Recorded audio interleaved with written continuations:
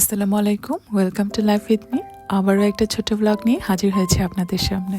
এই বছরটা কেন যেন আমার খুব ব্যস্ততার মধ্যেই যাচ্ছে, আর বছরের এই লাস্ট মান্থটা ব্যস্ত থাকবো আমার ছোট্ট বোনের বিয়ে নিয়ে। বিয়েরই খুশি আপনাদের সবার সাথেই ভাগাভাগি করে নেব ইনশাল্লাহ। বিয়েতে কি কি করব কি না করব তাই নিয়ে প্ল্যান করার জন্য এই যে ছোট্ট বুড়িটা চলে এসেছে আমাদের বাসায়। সাথে ছিল এই ছোট্ট নাস্তার আয়োজন। আসলে বিয়ে মানেই আনন্দ, আর তা যদি হয় ফ্যামিলির সবচেয়ে আদরের কারো, তাহলে মনে হয় যেন আনন্দটা ডবল হয়ে যায়।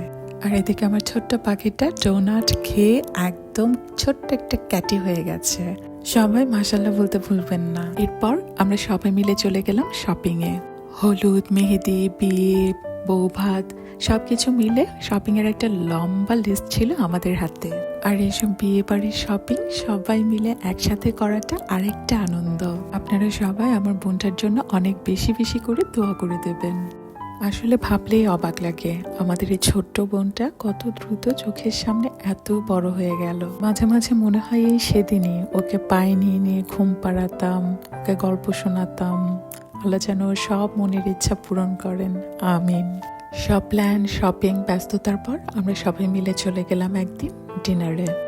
এত প্ল্যানিং আসলে সব একসাথে হয়নি। ওরা সবাই মিলে আমার বাসায় এসেছে, তারপর আমরা সবাই মিলে আমার বোনের বাসায় গিয়েছি। এভাবে সারা রাত আমরা একসাথে থেকেছি, গল্প করেছি। এই যে বাচ্চারা মিলে একটা মজা, এটাই তো আসলে আনন্দ। আল্লাহর কাছে শুধু এতটুকুই চাওয়া যেন এভাবেই বাকিটা জীবন সুন্দর করে পার হয়ে যায়। আর এগুলো ছিল আমার বোনের ইয়াম্মি রান্নার আয়োজন। আজকের এই ভিডিও এ পর্যন্তই। আপনাদের সবাই কেমন লেগেছে অবশ্যই জানাবেন। আল্লাহ হাফেজ।